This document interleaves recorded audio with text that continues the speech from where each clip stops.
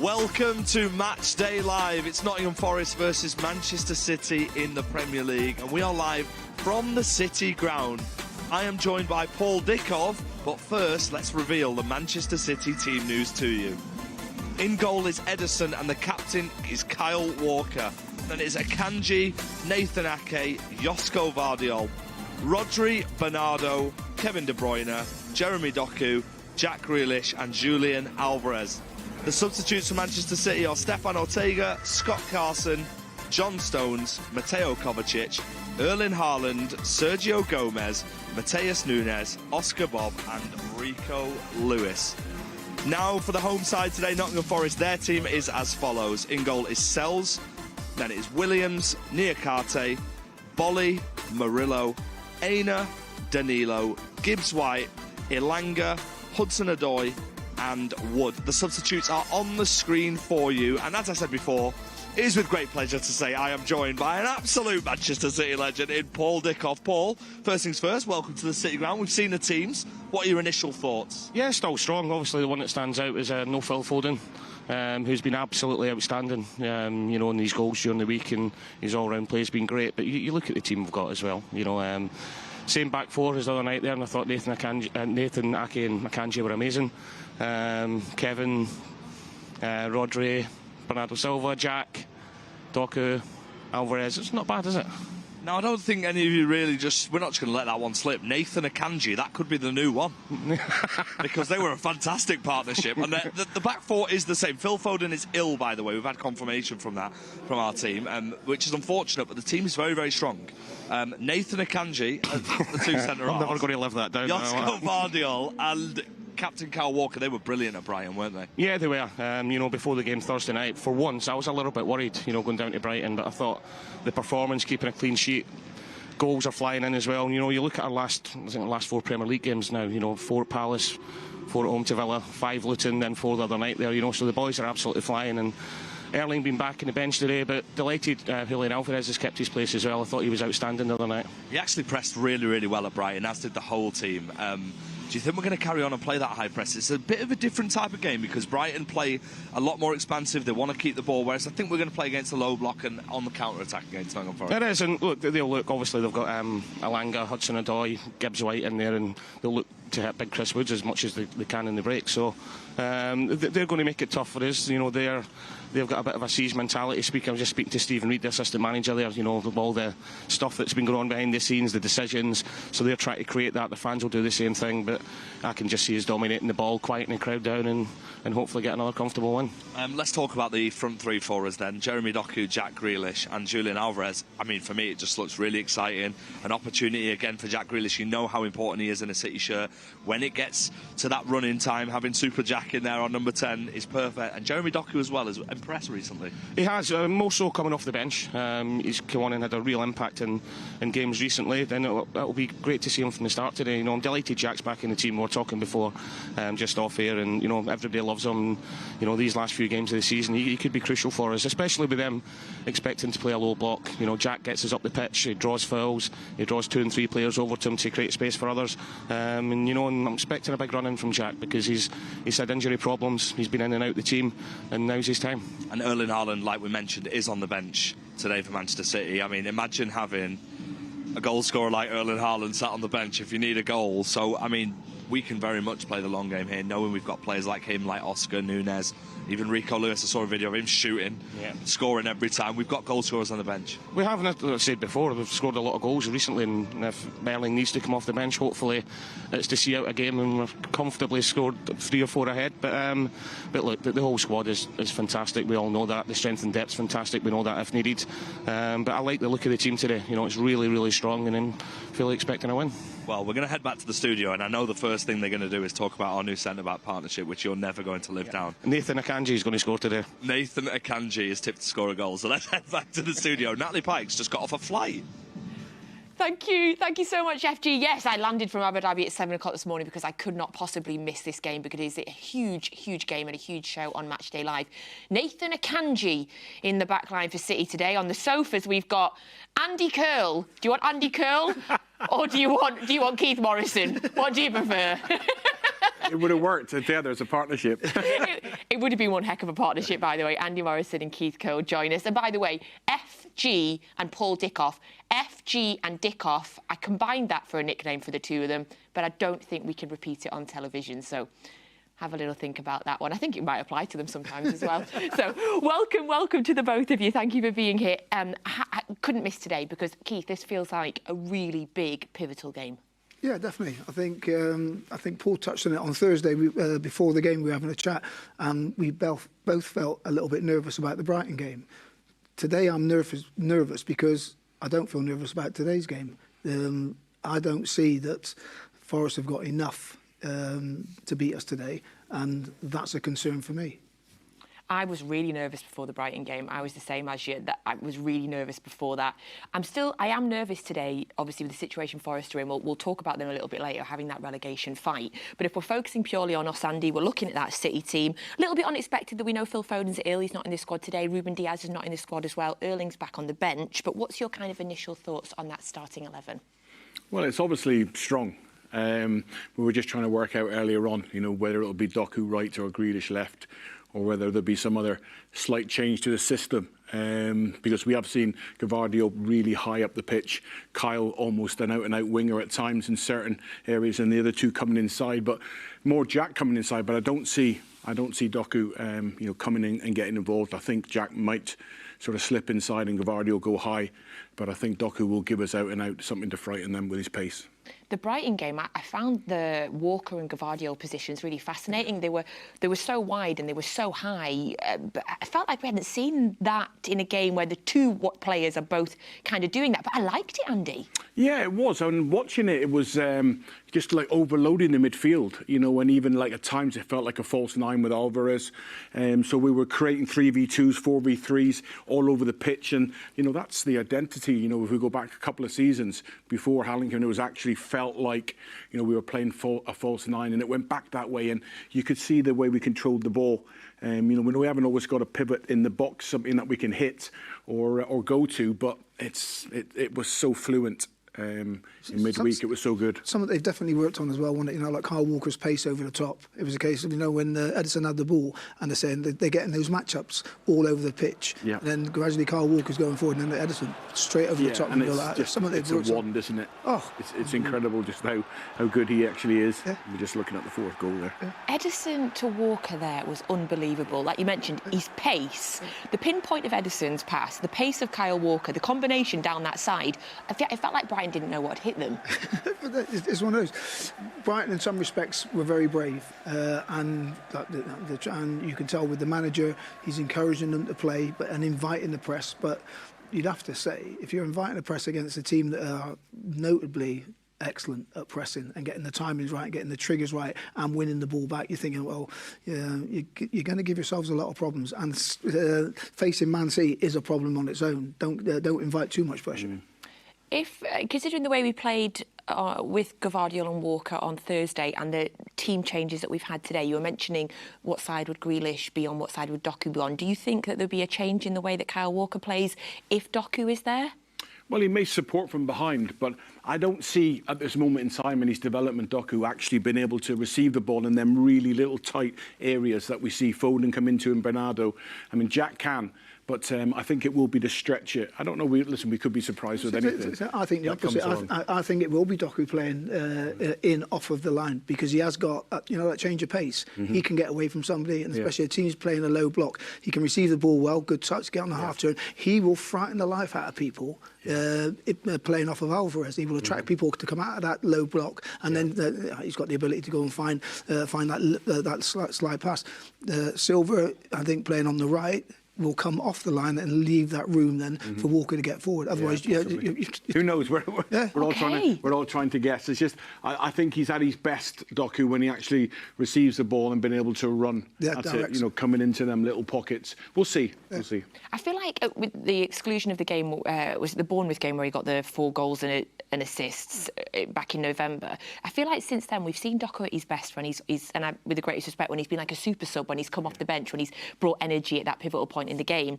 So I'm looking forward to seeing him for the full 90 minutes today, to see how he's kind of developed in the nearly full season that he's been here now. How have you assessed his kind of development throughout the season?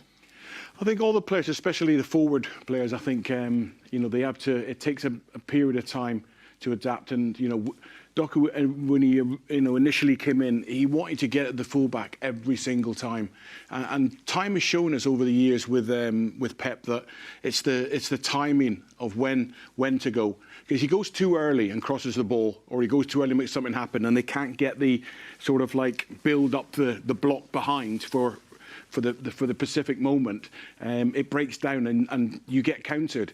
So now he's selective. It's not every single time, but I think when he has come on, the game's over sort of like the last month when he's come on, the game has been stretched. Jack's done such a job, or somebody else, and then the opportunities then are to get at, and it's not like he's come into a game where we're 2 or 3 up. It's always kind of having to make an impact, and he's made such an impact because he is frightening.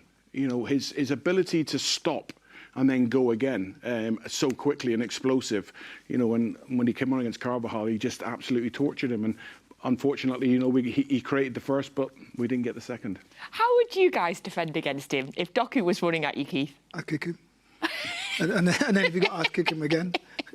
No, he's one of those players that you have to do your defending before he gets the ball. Which means then, so you delay him from getting the ball. When somebody looks up and they want to pass the ball to him, you've got to be stood there in a position whereby they think, well, I can't give it to him, I'll go somewhere else. Yeah, impacted his first touch, Keith. Yeah. You've got to affect his first touch and try and force him back. Because when he actually does face, he's got this little hip thing he does where he just swivels his hips and you're not sure whether he's going outside or inside, and it's so hard. I think I'd have armbands on, I'd be that deep against him. I would literally be 15 yards just from the touchline would be my starting point, and then hopefully you'll run it out of play. I love because that. It's hard to stop him.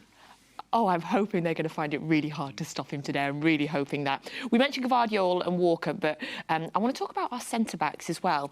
I've kind of decided that I think Manuel Akanji has been our most consistent defender this season, to the point where I feel like he's almost just going under the radar, Keith. I feel like maybe we're not giving him in general the plaudits that he deserves this season. I think that's credit to him because he's making the defending look very easy. Very accomplished, very calm, and he's got another gear. I think it was a couple of times on Thursday night when a counter attack and a longer ball, and you think like, there's another gear there, and you think like, that's a sign of a good defender that he's not always stretched, which shows then good positional play, good understanding, and makes good decisions. And as a partnership, if you have a look, they've both got a presence, but without being shouters and ballers and screamers. When the camera goes on them, you never see them growling at people. No, different personalities. Diaz. Diaz is a leader. He's a communicator. He pulls people about, and I think, that sometimes comes from that. Not the same pace as Kyle and John Stones. I think Diaz has to protect himself a bit more, and he uses his voice cleverly. Akanji, as Keith has just said, is remarkable. I've not seen anybody run him, and I'm trying to think of a centre forward or anyone in the Premier League that will run him in a straight race, because he's, when it comes down, occasionally, maybe positional wise, he might expose himself a little bit, but when it's a straight race, and it's not just the pace, it's the strength. He's got this left arm that comes out and he just hooks you out the way, and it's really clever defending, and like you say, he has gone under the radar because he's so good. Yeah, I love him. I love him. I think if you look back in the history of all the buys in the time that Pep's been here, and you think that we got him for £15 million on the last day of a transfer window to how pivotal he's been in the last 2 seasons. Unbelievable business, unbelievable. The Arsenal game is currently taking place. Arsenal are playing Spurs today. It was 3-1. Is it still 3? It's still 3-1. And they are going into, it must be the last 10, 15 minutes now for that game. So Arsenal currently beating Spurs 3-1. I often ask this, but I'm always kind of interested in the current situation, in your opinions. Would you know that score right now if you were Pep and his team? Yes. And how would that affect you? Would it, or would you have been expecting an Arsenal win? Would I have? This is taking at me if I was a manager. Yes, I would know the score. Would I use that as part of my motivation? No, because all of my work would have been done before, focusing on our job in hand, what we need to do today, and the build up to the game would have been reiterating that to the players, their individual KPIs, like key performance indicators that they need to do as individuals. Then that leads into the team product as well. Andy, would you use it? No, you like you say, I think he's covered everything there. Yeah. You know, you've done your work, the preparation. Nothing is going to change. You know, nothing tactical, and there's no energy going to be created from the result. It's just job on. We know we need, and I think there's an acceptance that when it gets to this stage that I think both teams know that they have to win every game. You know, regardless of what the other team's doing, and you know, at the minute I'm not getting ahead of myself and counting Liverpool out, but they've had a tough week. But at the moment, you know, Arsenal will know that City, you know, we're hoping that City are going to slip up because we expect them to win every game that they play, and the same vice versa. You know, I think City will expect Arsenal to steamroll after the week they've had this week to every game for the rest of the season. I completely agree, Andy. I feel like I'm almost to the point where I'm not even looking at the score anymore because you just expect that they're going to win. And to win the league, we know that we've got to win our 4 games and we will win the league again. Oh, gosh, my stomach just jumped when I said that. OK, if you'd like to ask us a WhatsApp question, as usual, the number is on your screen now. You can ask our guests anything you want. So pop those questions through to WhatsApp now and I'll get through as many as I possibly can as well. We're going to head back over to the City ground now. FG and Paul caught up a little bit earlier. I'm going to say that because you'll notice the stands are a little bit empty. A little bit earlier, they caught up with a former City player and a Forest legend, Ian Bowyer. So back over now to the City ground. Yes, here we are pit side, and we are joined by Paul Dickov and an absolute legend as well, Ian Bowyer. Now then, Ian, you represented both clubs here today. Of course, it's only right we start with your time at Manchester City. You played with some sensational names, Bell, Summerby, Lee. What was the whole experience like? Well, I was a very young lad. Every game I played for Man City, I was a teenager, and everybody talks Bell, Lee, and Summerby, but there were other people. There were Alan Oakes, Glyn Pardo, Tony Buck, people that you couldn't fail to learn from.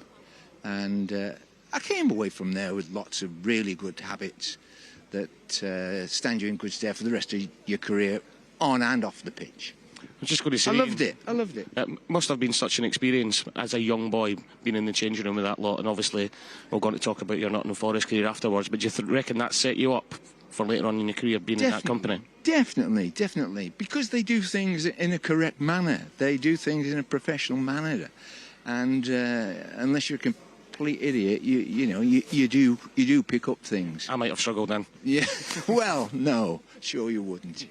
No, it was my first club, and as I went there, I was 15 when I went as an apprentice, and whether it was cleaning Neil Young's size 12 boots, or mopping, the gyms under the stands, playing skittleball in there, I absolutely loved every single day of it.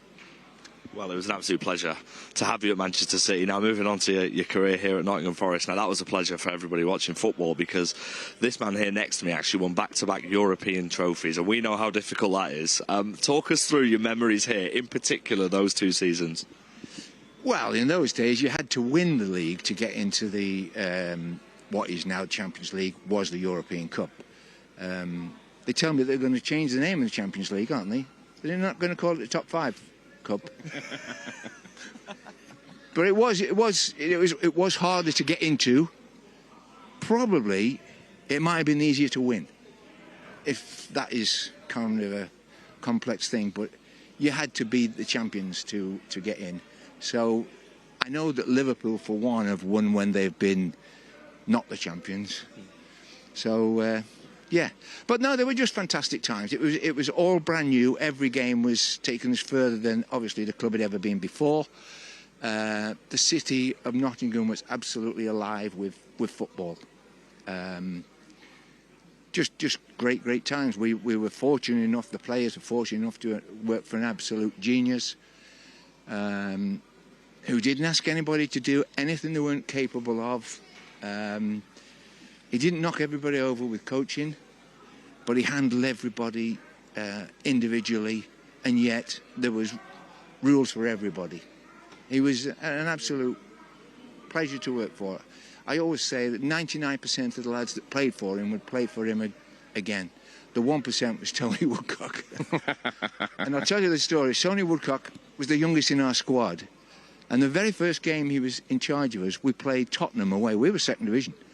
We played Tottenham away and we stayed at Bisham Abbey, which is like in the back of, beyond, goodness knows where it is. And because he's the youngest, Tony was asked by Brian Clough to clean his shoes and put them outside his door for the next day. And Tony didn't like it and never let it go. So that Tony is the 1% that wouldn't play for him again, maybe. Amazing. I'm sure they've got millions of stories like that as well about Brian. But just on today and this Forest team now, you know, their backs against the wall a little bit. Obviously, a lot of noise surrounding the last couple of weeks. What are you expecting today? Well, you're obviously expecting a reaction because, you know, when you do make the noise that they've made, you don't have an alternative. You know, if you just come and lie down today, then, you know, you're just ridiculed. But I mean, I go to Man City quite a bit. I've seen more of Man City than I have of Forest. I think it'll be a typical Forest game where they have 75% of the game, and Forest will try to play on the break. They do have certainly a couple of them a little bit of pace. What's his name? Alunda? Yeah, Alanga. Alanga, yeah. Wood can score a goal, and he's on a really good run of goals. So I think it'll be interesting. But I do think for Forest people, it wouldn't be the end of the world if they lost today, because they've got the winnable games: Burnley, Sheffield United, and Chelsea. I think it's more for City. You know, it's more, you know, the way it is. And I know I'm saying it. I've just seen Arsenal score a goal, so I think it is kind of getting on where Man City have got to be perfect. Yeah. Well, listen, that was a perfect interview from yourself. An absolute pleasure having you on Matchday Live. Hopefully we'll see you in Manchester next time out. Let's hope so. Let's head back to the studio. Okay. That was Ian Bowyer. What a lovely, lovely interview. I was a little bit earlier on when Arsenal had scored. Arsenal scored 3, and now, on the 87th minute, it is now Arsenal 3, Tottenham 2. So Son has just scored a penalty. So we'll keep you updated. There's a few minutes left in that game. Come on, Spurs. Come on, Spurs. That's all I'm saying. I'll whisper that under my breath. So the Forest team news. We heard that a little bit earlier. So 2 changes that Forest have made to the team that lost to Everton last time out. Gino Reyna drops to the bench. Nicolas Dominiquez is not involved as well. A little bit of a surprise on the front from Forest. Willy Bolly makes a surprise return to the squad after initially basically being ruled out. He's back. And also Anthony Alanga, the former Manchester United academy player, starts the game as well. So the Nottingham Forest team news there. Before we kind of go in a little bit more about specific Forest players and how you think of them, I just want to kind of touch on the situation that Forest are in. So they're currently sitting 1 point above the drop zone with the game in hand on Luton and Burnley that are sitting below them. They had that what they would call controversial defeat to Everton last week. They released a pretty strongly worded statement after the game as well. How do you think that kind of world against us mentality, with the statement, with the kind of points deduction, the situation that they're in, I'm wondering, how riled up are the fans going to be? Is it going to be an absolute, tempestuous volcano in there today, Keith? Firstly, I don't think the statement was released to that effect to try and galvanise the football club. I think that statement was released out of frustration, anger, disappointment, disillusionment, whatever you want. And now they're having to use it to the Forest fans, is give them something to say, look, we've made a complaint, we've voiced our opinions, now we need you to give us all the support that you can do. And again, I think that Ian just touched on it, his interview, Forest's fate will not be decided on the result of today's game. I think they've still got games that they can win. Saying that, they've won 2 in 14 games, nowhere near enough. Andy, how do you feel the atmosphere might be inside there today? Well, however it starts, I think it diminishes very quickly with the way City play. I think they do it to every team. You know, I was thinking about this when I was coming in. You know, the things as a manager, you say to the players, start right, get the first tackle in, put pressure on them. You can't do that to City. So the City will drain the energy out of the stadium by keeping the ball. And I think as a manager, I think as the opposition, I think they accept that now. We won't see the ball, and we're going to have to make sure we're right when we get it. So I think the fans will come down. I personally didn't think it was a great idea to come out the way it was. I think it's got to come from the manager and come from within, frustration, and probably not word in the way it was. Because for me personally, I think when it comes from outside the changing room, I think it gives the change room an excuse. I really do. I think subconsciously, you can say everything you want, but subconsciously we've got to get out because we've been so hard done by as a player. And, when players go and make it happen, coaches, managers, you make it happen. You don't look for some other avenue to win a game of football. So we'll see. That's really interesting, because my kind of initial thought was, if that was me, that would rile me up to fight harder and to. So it's interesting that you think that for some people it would work in the reverse as well. So we will find out. Of course, I remember the game that we had against Forest last season where we drew. I also remember the game that Arsenal had at Forest, in which, of course, we won the league as well. So despite the fact that they are 1 point above the relegation zone and we are where we are, I'm still expecting a tough game today, Keith. Yeah, definitely. I think if you have a look, they've got to get men behind the ball, and they've got a focal point in Wood that they need to get the ball to him, and he's not the most mobile, so they've got to be accurate with their passes out, and then they need to get people supporting him as quickly as possible, and they have got good dynamics on the break. But it's going to be the damage that City do to them if you just say, right, well, City are going to have the ball. When City have the ball, they don't just keep possession, they're always asking you questions, and then it's about the defenders having the right answers. When do they come out? What decision? When do I stay with a man? When do I mark space? Are my team narrow enough? Are we blocking off the holes that we need? And again, so if you just say, right, we're going, come and ask us as many questions as you want. City have the answers as well to the questions that they're asking. They put people arriving in the right areas, and I think it's touched on it there. I think Jack was mentioning it earlier on. They had a lot of chances in the last game, didn't take them. Today, they need to take those chances. They take them early. Goals change games. Goals change mentalities. Not only on there, so if you get 2-3 goals early, that environment can be a horrible place for the Forest players and the fans. We saw the goal there that Wood scored against us last season. When you're kind of looking at their attack, I mean, there's a heck of a lot of pace in there, Andy. You're looking at kind of Hudson-Odoi, Gibbs-White, Elanga. Elanga, I thought when he was at Manchester United, I remember when he played in a derby game here, I thought he was one of their better players that day as well. And obviously Gibbs-White, he's got a heck of an amount of pace on him. Is their kind of attacking... What would you make of their kind of attacking lineup? I think it's there's danger, in Elanga and Hudson-Odoi. There's pace. I think in Gibbs-White there's guile and cleverness. I read something earlier that I think there's 20 goals as an assists since they come into the Premier League. He's very productive, and he's inventive and he creates. So he can make things happen, and we know they can play, we know they can move the ball, but again, if City jump at the right time and they make the right decisions and they build behind, it's very, very hard to find. It's easy to put it on in a phase of play in training, like we'll drop it into the full back and you play it into Woods when it's unopposed. But when City are right and organised, then there's one player already attacking in front, and it just dies, and eventually it's so hard for that 9 to be able to stay confident in the game, because we will continually win the ball back. But if they get it right and it does connect, and they have got some real danger there, and a bit of physicality, in Bolly and Wood from set play. So we've got to be right in all areas. Give them a big boost, Keith, I reckon, that Bolly's back, because up until today they weren't expecting him to be fit for today, and he's back. Is that a significant boost for them? Yeah, I think it is. And also, they have got some attacking players, but it's going to be what those attacking players do out of possession. Because if they don't do their job out of possession and give themselves a platform to counter-attack from, they could be wide open, especially then. Matchday playing with width and guile.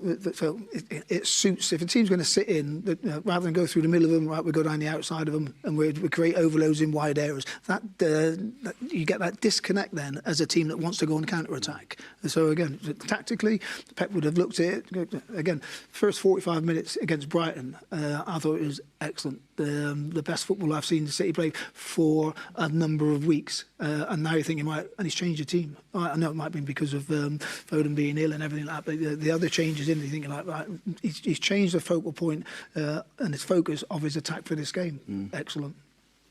Excellent. Thank you very much. Thank you. So we have two of our former captains in the studio today, in both Andy and Keith, have both had the honour and the privilege of captaining this mighty club. And so we thought we'd play a little bit of a game with them. Have we told you about this, by the way? Because I purposely didn't. Has anyone told you? Great. Because what I really love to do is spring games on our guests. Get them panicking, like, what are we going to be making them do today? So what I'm going to do is we have chosen 5 Manchester City captains. I'm not going to tell you the 5 of them. I'm going to give you one at a time and you have to blind rank them from 1 to 5 in the best ever Manchester City captains. Ooh. Make sense?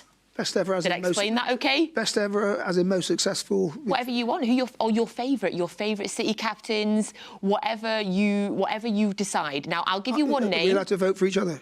Well, I'm going to give you one name and you're not going to know who's coming next and you have to put them in a rank. Wow. Oh, right, good. Right, so I'll give you an example. So your first one is this man.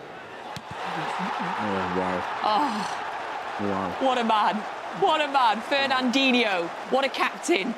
Lifted many a trophy. My favourite Manchester City player of all time. Fernandinho? So you whacking him straight in at number 1? No.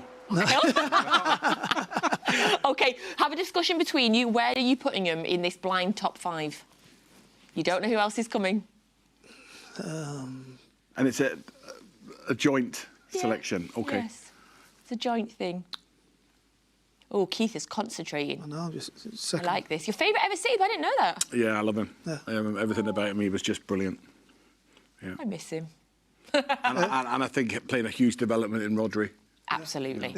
Yeah. OK, right, gents, where are you putting him? Second. I was going to say second, Keith, but obviously with you being a lot older than me, I thought I'd give you... Right, you're locked in on second there. OK, our next captain that we'd like you to rank, a man that sits on this sofa regularly with us, is, of course, this man, Mr. Richard Dunn. What a captain. I mean, I forget, was it 6 Player of the Years? 4 Player, something like that. What a player as well. Heck of a player. I only played with him a few times, but what a player. OK, so where are you going to rank him? You don't know who's coming next in City's top 5 captains? Well, because I played with him, I'd like to put him in 3rd because I'd like to save number 1 for who I think should go in there. OK. What made him so special, do you think, as a player, Richard Dunn? Or as a captain? He had physicality, he had pace, he had presence, he had a personality. Yeah. Right, where are you putting him? 4th. 4th? But I can be overruled if Andy wants to go 3, I'll go 3. Andy's good. I don't know who's coming. I know, that's what I mean. We don't know who's coming. I'd like him in 3rd, please. Keith, you happy with that? You got number 2. Yeah, go on then. Yeah, right, we're locking him in 3rd. All right, I feel like this might be the man that you were waiting for. Where does this guy rank? Don't shoot! Hey! That was a voice in his own head saying that, wasn't it? Everybody in the ground was saying it. Where does Vincent Kompany with his statue outside the stadium rank for you? Yeah. Well, for me, not because I was fortunate enough to spend time in his company, and not just as a footballer, because he brought my son and my family so much joy with, with the way he led the club, but also more as a human being and a man. It's so humble. And when we used to come to the games, and we did the former players, and he would walk out of the group and come and speak to us all, shake hands, so a very, very humble man as well as an incredible leader and captain. So I think Keith would probably agree that number 1. Yeah. Number 1. When he left, the season that he left, we had an end of season party as we often do, and he went round everybody and he came up to me and thanked me for what I had done and shook my hand. Oh, that was Vincent Kompany. Yeah. What a man. OK, he's locked in there at number 1. Right, we've got 2 left for you. 2 other Manchester City captains. Don't know who this is, some guy. Oh, hello! It's you, Keith! You got a black eye there, Keith. It's like you've got... No, it was a shadow. Right, Keith, who Keith, Curle, where are you ranking yourself? You've only got 4 or 5 left. I don't know if you can predict who the 5th one might be. 5. Oh, okay. Are you going to? Andy, do you want to debate that? I would prefer him at number 4. Okay. I'm going to let you both decide. I don't mind. No. We'll put Keith in number 4. Okay, Keith Because goes he's just in. scored against Man United. Keith got in there at number 4, which means whoever this is getting ranked 5th. Who could it possibly be? Oh, it's this guy. Here he is. I'm just happy to pick up that trophy, so I'll settle for 5. Yeah. Oh, Andy, I was there in that crowd. Do you know what? I found my old pictures the other day. My dad found a photo album of the '99 Wembley pictures, and I sat and nearly cried again. Look at that. Yeah, I thought that was a special moment as well, because that was a gesture and a thanks to the fans, for actually sticking by us through that tough period. So I thought that was marvellous from the players, to actually make that decision, like, let's go across and be humble enough to go on our knees and say thank you, which was lovely. Yeah. 25-year anniversary. Incredible, yeah. Have you been speaking about that day a lot recently? Or? Yeah, I have. I mean, there's a couple of little functions that I know. I'm not sure if the club are doing one, but there is a few things that have been done, and the players will get back together. Definitely, we had one, I think, after 20. Time moves so quickly now. It seems like yesterday we had the 20th year do that we had at the football club. And I remember, I was there with you all, yeah. And 25 years now, as quick as that. I still have the original shirt as well that I found. The original shirt. It needs a wash, but I might bring it in at some point, get all the signatures on it. Right, now you've seen those 5, would you change them? Change the order? Keith, you can decide if you want, and then we'll go to Andy. No, I'm happy. You're happy? So you're better than Andy, that's what you're saying, right, Andy? I'm absolutely delighted to be in that 5. Fantastic. And I'm happy to be just behind Keith. Very humble. Very humble. Thank you very much. That was our blind captain ranking. I very much enjoyed that. Talking of 99 players, we have been speaking earlier this week to Gareth Taylor, of course, former 99 player, current women's manager, and he also used to play for Nottingham Forest. That was between 2003 and 2006. So we heard from him a little bit earlier on. I was playing at Burnley. I had a couple of good seasons at Burnley, scored a few goals and got the opportunity to sign for Forest. And I'll be honest, it was a club that I always admired whenever you played there at the City Ground. It was like, wow, this is a bit like when you play at Burnley, a bit like when you play at Sheffield United and at Man City especially. You play in those kind of really atmospheric stadiums and with a load of history there. So, yeah, for me it was a really good move, particularly at that stage in my career. I was 30 years old, so I was getting on a bit, and I really enjoyed my time there. They were a team a bit like when you played at City back in the day. It was, if you weren't doing your job, they'd let you know about it. But yeah, a great place to play. I mean, the atmosphere at times, particularly when you played against Derby, which was a big game, managed to score in one of those, I think. So fantastic experience. And then my first game when I went back, when I left Forest, I was playing for Tranmere, went back there and scored, which upset a few. But again, just a brilliant place, really good pitch. Fans are really close, really loud, and yeah, like I say, really good football club to play for. Great now, back in the Premier League. I think it's rightly so that they're there. Hopefully they can stay there this season. Just hopefully without a win against City at the weekend. Yeah, of course. Yeah, we don't want that. I mean, it's not going to be easy. I think, like I say, the crowd get right behind the team, and of course, I think they're going to have to weather that storm. The boys in blue, but I think they'll be okay because they've had a difficult moment there last season. I think where they had the draw. I think. But yeah, of course, I think the football they're playing at the moment, they're in a really good team, and hopefully they can come out of that one with the points that they need. I've done a bit of research looking back at your time at Forest. Is it true that you were sponsored by Mrs. Bunn's Cobb Emporium at the time? Apparently. Cobb Emporium, wow. I mean, I would have liked to think that I would have got some free sandwiches out of it, but I can say that, no, I didn't get any. No benefits to the relationship in that point then? No, but again, yeah, thanks for those guys for sponsoring me. I think Dave Johnson was sponsored by Berry's Jewellers, which was a bit more glamorous. I think he got the odd nice watch thrown in. Quite an important question from that point though. Obviously it's called a cob in Nottingham. How would you describe a bread roll? Was it contractually obliged to call it a cob at Forest, or could you get away with some other sayings?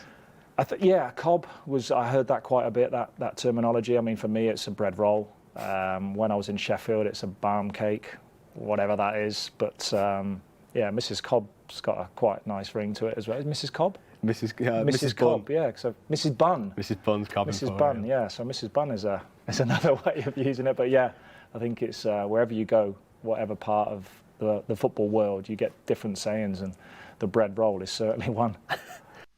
You get all of the juicy, in-depth questions on this show. I know that's why you watch it, to find out little details like that. Thanks to Gareth Taylor. Best of luck to his team. Of course, they play 6:45 p.m. this evening. You'll get full match commentary on the Manchester City app for that one. Best of luck to the women's team, currently top of the league in the WSL. I mean, I think this is a really important question that we quickly need to clear up here. So he's saying Cobb. I'm saying Barm. I'm from Manchester. It's a Barm cake. What are you saying, Keith? I live in Sheffield now, don't I? OK. It's a barm cake. Barm. OK, Andy? It's a big question, I know. We tax you on this show. A roll. That's a bacon roll, isn't it? A roll? Yeah. Just a roll? Yeah, bacon roll, sausage roll. Yeah. Yeah. Whatever you've got in your roll. Exactly. A butty. A butty? It's a butty. Yeah, it's a butty. OK. So we told you all the big questions. We got to that because, of course, Gareth Taylor mentioned there that he used to be sponsored by a bun shop, which made me think, what is your weirdest ever sponsorship that you ever had, or weirdest thing a sponsor ever gave you? Because I feel like you told us a story once about a race. A race? Yeah. Did you win? Were you like the fastest person and you won like a wacky prize or something? I was quick, yeah. Was it a TV? Did you win a TV? I can't remember now. I did that run below sprint challenge, didn't I? That was the one. But I didn't win it. I got beat by a postman. John Williams. Yeah, John Williams. Yeah, we had a race when I was at Wimbledon. The chairman, Sam Maman, raced all the players, and every player had to beat him from the dead ball line to the halfway line. And if every player beat him, he'd donate to our Christmas fund. But the quick players had to wear Wellington boots and fish waders. So like people like me, myself, Terry Phelan, everything like that. He had an 18-yard head start as well to get to the halfway line. He didn't beat anyone, did he? No, did he? He's miles away.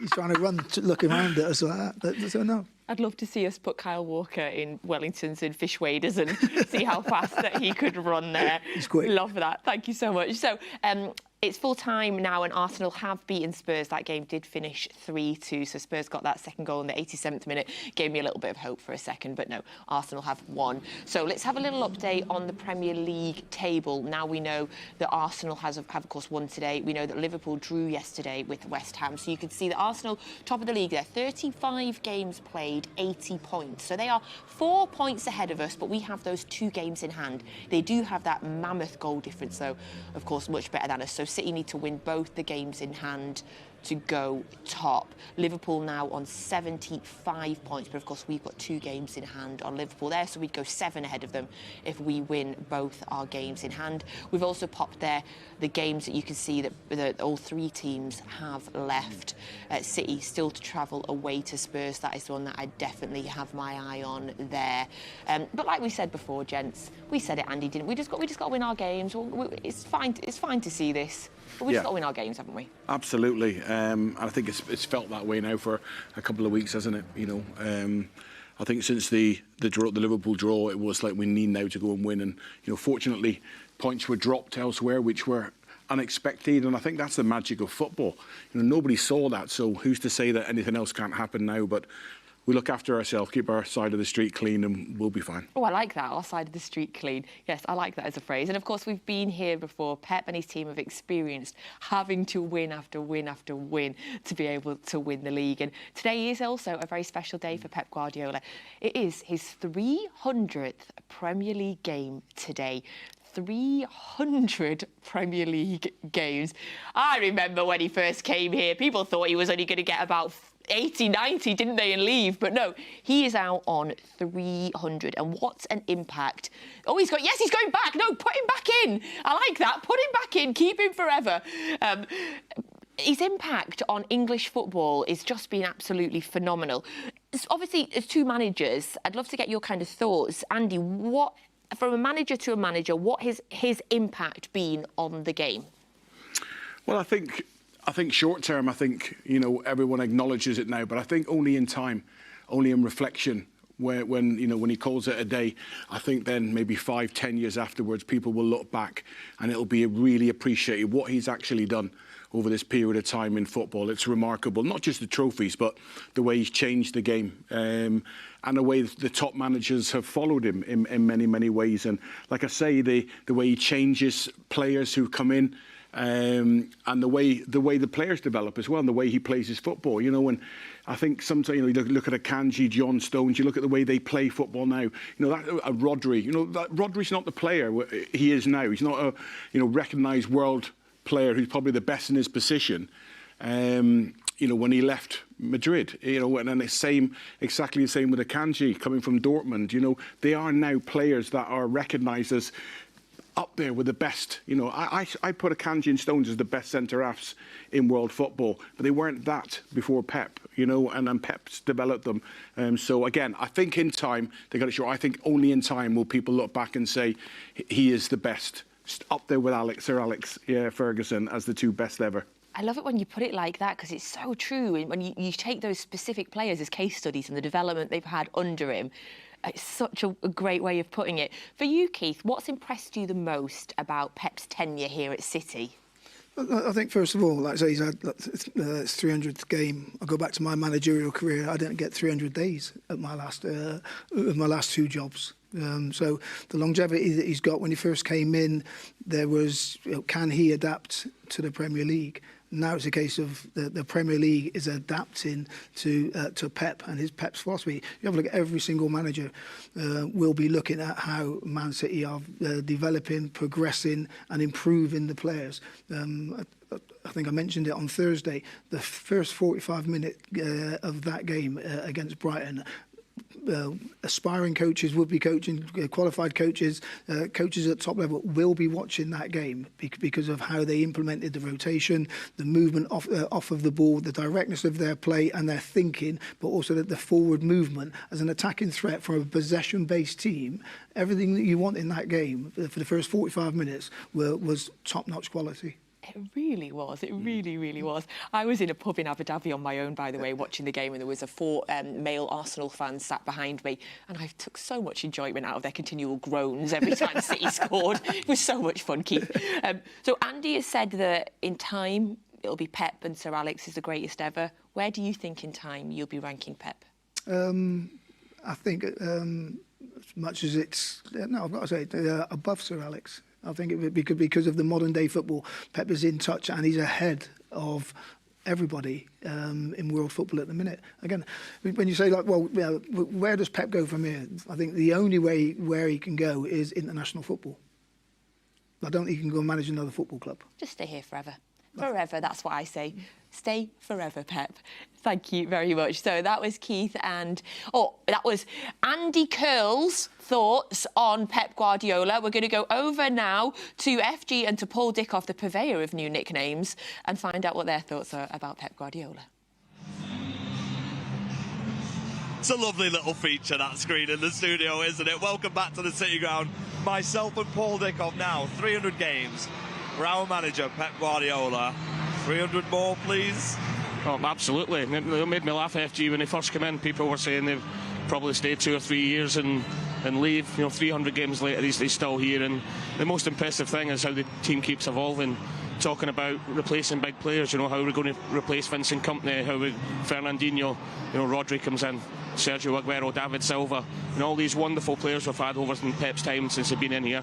And the team just keeps getting better and better all the time, and that's purely down to his coaching. It's been absolutely amazing to see, actually. I remember the first season of Pep Guardiola, like you said, you can't play like that in England. Well, he transformed England. You see it in the lower leagues now, teams playing out from the back. He fully has revolutionised the English game. If I had to ask you, Paul, for a moment of magic from Pep Guardiola, or a game that stands out to you, what would it be? The obvious game for me that stands out is the Real Madrid game last season at home. It's not just the best performance I've seen from a Man City team. It's one of the best performances I've seen since I've started watching football.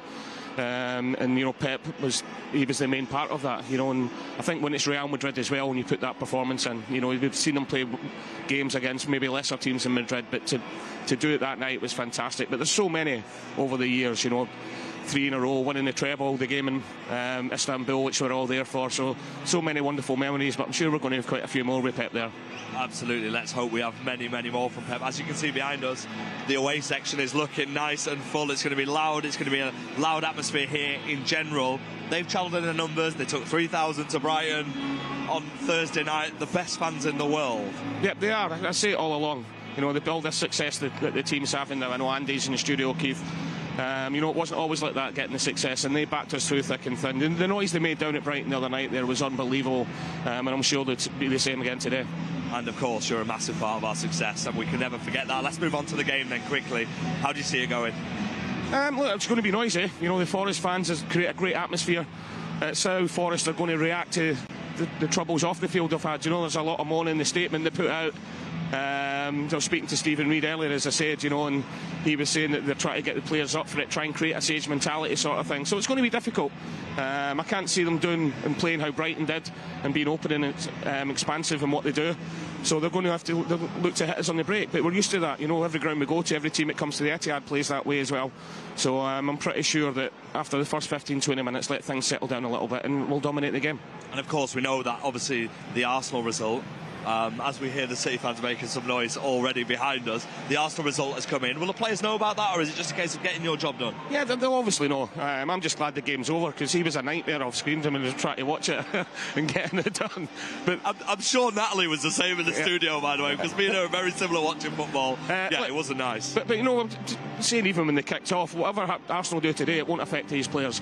You know, they're so focused on taking one game at a time, the job in hand, which is coming here and getting a win today. So whether Arsenal drew or lost, or they went on and won the game, that won't affect the players' mentality and how they're going to perform today. Where do you see the game being won today? Do you think it's going to be out wide, or do you think it's going to be sort of in the midfield, or how do you see it? Because at that low block, and we've gone with 2 wingers. Yeah, go on 2 wingers, and you know what happens when teams do defend in a low block. You've got to move them, you've got to drag them around. You know, you've got to get the defenders out of the block, you've got to get the midfielders. Obviously, Kevin De Bruyne is the main man in there. You know, his vision, scoring goals, assists. But I'm looking forward to seeing Jack today. You know, I just sense watching the warm-up there that he's really up for this, back in the team. And, you know, Jack performs in all the big games, especially coming to the end of the season, and looking around to stand up and be the main man today. He's the type of player that you love to have in your team, don't you? Jack Grealish, I mean, he's absolutely brilliant in the sense of he can control the game, he can draw fouls, and he's going to back you as well, isn't he? Yes, you know, and you know, people go on about his assist records, but every time he plays, he's an integral part of things that end up leading up to the goal, just purely because he drags players around. And the one thing we're going to have today is have rotation in the midfield, and expect Julian Alvarez to drop into little pockets and try and move Forrest around a little bit, because they'll want to try and be rigid and defend deep and try and frustrate us. Well, we're super looking forward to the game. We're going to head back to the studio now. You can probably hear the atmosphere's building, and the boys in blue in the corner, I'm going to go and join them. So I'll see you at full time, and I'll see you at full time too. Thank you to FG and to Paul Dickov. I've noticed Paul's hair is bustling in the wind, but yours, FG, isn't moving the slightest. What have you got on it?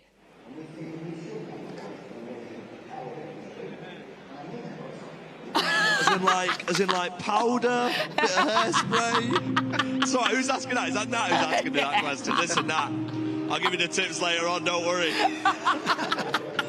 Thank you very much. Dicko just looked at his... I know, Paul's like, what is going on right now? I thought this was a serious football show. Paul should know us better by now.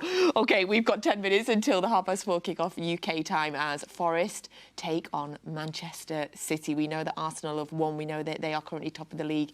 And we know that there are 4 Premier League games left. If we win all 4, we'll win our 4th Premier League in a row. So, Keith, now we are here, 10 minutes from kick-off. What's your overall feeling? How do you imagine this game is going to go today? I think it'll be a close encounter for the first 20 minutes. Then I think City will get the first goal. I think they get another goal before half-time. Forest will start the second half trying to get on the front foot, and City will score 2 more goals. Precision from Keith, absolutely. That's great love detail that. there. I mean, I love that detail, yeah, brilliant. Andy, could you give me a similar amount of detail with minutes and stuff, please? It's incredibly confident from Keith. I mean, I'm all super sceptical. I always worry, you know, pessimistic. I always have been like that in football, and it's going to be tough. It's going to be a tough ask because they're desperate for points, you know, and the energy that they'll have to deal with. But I think it's that first goal is the key. It really is. Whenever it comes, you know, it deflates the opposition. They have a frenzied ability to defend every moment until that goal, and then that goal just takes it out of them. And City scored a lot of second goals very quickly after in games where teams actually defend as deep as they do. And we've seen it so many times. They just totally deflate because they know where do we go from here. So I expect City to win it, but I think we're going to have to be really patient. I would love an early goal to silence the crowd, because I just really feel like this Forest crowd today is going to be completely and utterly behind their team, making a lot of noise. We'll find out very shortly. Where do you imagine that the spark is going to come from today? Phil Foden not playing, obviously Erling Haaland's on the bench. Obviously Kevin De Bruyne is still very much in the team, but where are you expecting the kind of key spark standout to come today? Well, you'd obviously say De Bruyne is the, you know, he's the person you want to create, you want to keep the ball and find him. You know, there's other people, like, with all respect to, you know, Kyle, the final moment, we want De Bruyne putting that ball in. We want De Bruyne playing that pass, because you know the feel and the touch and the precision. He's a locksmith, isn't he? He is. It is. He can open doors. You know, I like that. With his vision and his ability, his appreciation of the areas to put the ball. The locksmith. Very nice. So are you going 2-1? Is that your score prediction, or was it 3-1? 4-0. 4-0. Oh gosh, sorry. 4-0. Okay, where did I get the 1 from? You weren't listening yes, at all. I was definitely. I'm always listening to you, Keith. 4-0 is your prediction. Oh, please, Andy. 3-1. 3-1. Okay, I'm okay with that, because I just want 3 points. I just want a clean sheet would be lovely, but I just want 3 points. Because, of course, 3 points, one of our games in hand on Arsenal, and then we have another game in hand on Arsenal as well. So, Andy, thank you very much, as always. Keith, thank you very much. You can see there, the Wolves manager, Nuno Espirito, is out. The Wolves? Oh, my gosh, I clicked right to when he was at Wolves there. The Forest team are coming out into the tunnel now. So you will get your full match commentary for this game on the Manchester City app. If you're not currently watching on the app, now is the time to switch over to the official Man City app, where you will get full match commentary with Alistair Mann and with Kit Simons. So we'll be back, as always, half-time and full-time, where hopefully we'll be celebrating a win for Pep in his 300th Premier League game. So we'll see you again at half-time. It's over now to Alistair Mann.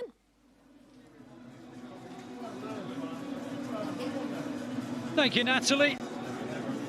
Very warm welcome to the City ground, the two teams in the tunnel. The atmosphere is, as you would anticipate, for a game involving two sides at opposite ends of the table, but both with an enormous desire to emerge victorious today. Throw in the fact that Nottingham